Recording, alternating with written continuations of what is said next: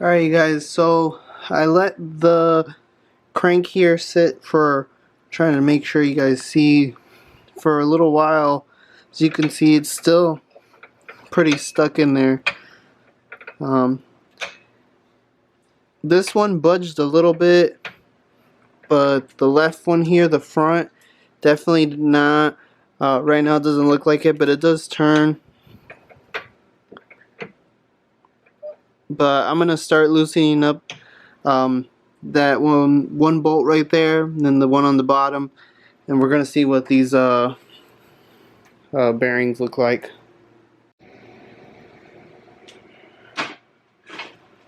So as you can see, this one moves a little bit, but the other one's just stuck. It just drags everything with it. So I'm going to loosen up the two bolts right here. I was saying it's a 12 millimeter. This one I already broke free a little bit. Take them both off evenly. It's a really tight fit here, you guys.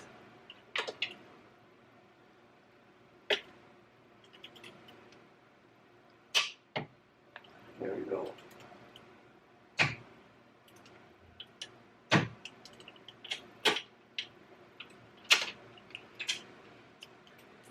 Wanted to use that one for leverage. Now I'm going to get my regular one out here. It doesn't matter that much if the nut falls, but then again, obviously we don't want to run into that situation. But it's pretty open down in the center here. So I got one off. Let's see if we can get that other one. I'm pretty much attempting to do this without removing the whole crank, because the crank is actually good. It actually rotates pretty dang smooth. It's the connecting rods that are really stiff and causing all the there we go, now it's free.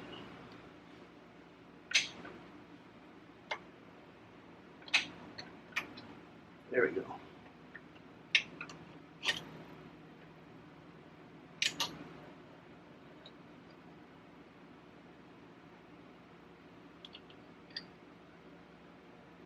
So as you can see here,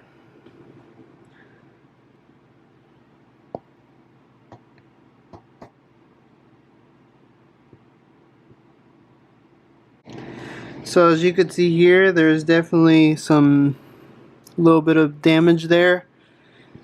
And then if you could see right here, also it looks like it's a little bit of damage. Then the bottom side, I mean, this one doesn't look horrible, but the edge here, or actually I think it's just because it's centered in that little wedge. Oh, it does feel pretty rough though, you guys.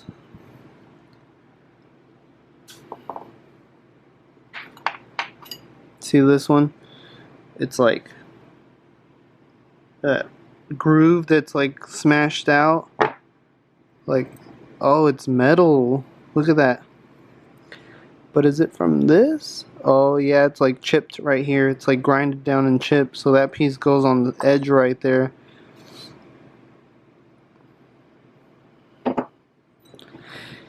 I'm wondering if I measure these and just get these new and we could salvage these.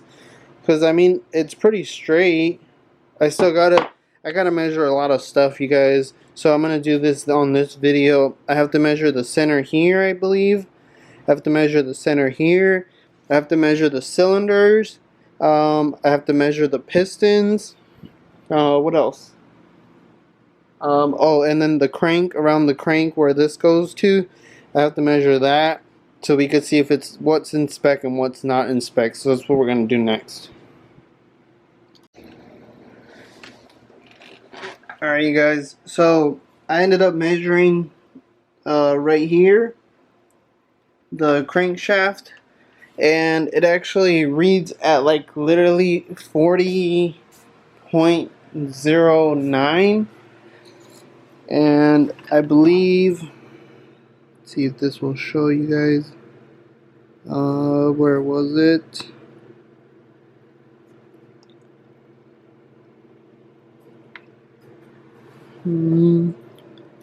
Let's see.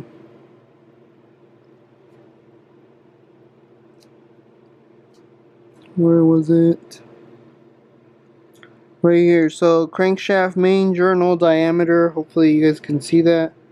It's 41.984 is the lowest it's supposed to be, and it is way past that, you guys. So unfortunately, I think we are gonna need a new crankshaft in this bad boy. Unfortunately, how I was showing you guys, where the hell did I put it?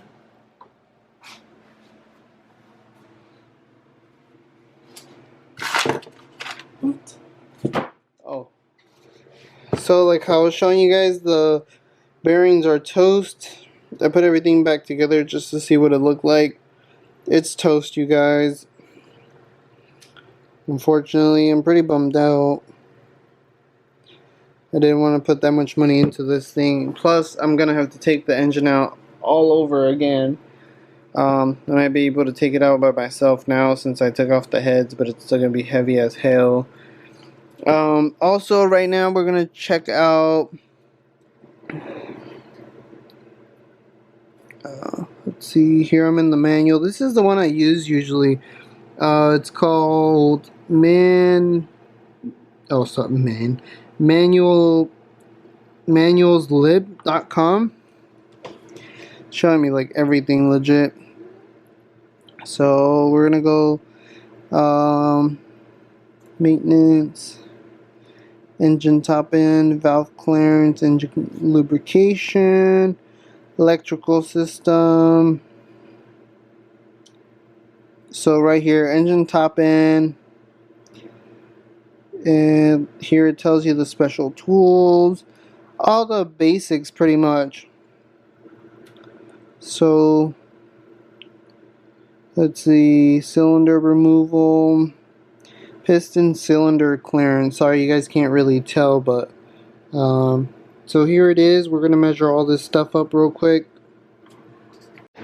So I ended up taking off the other side finally, and look at this, you guys. This thing poked me and freaking cut me. It is sharp as hell. It's like the edge. This was actually on the crankshaft, stuck to it, and as you can see, it looks like it's melted. It's like very sharp. Like it was definitely getting screwed up in there. And then this one, oh, I'm sorry. Yeah. No. Oh yeah, this one has this one. Is that even on there? What the hell? No, that. Okay. Let me see where the other one could be, because then that means it's down.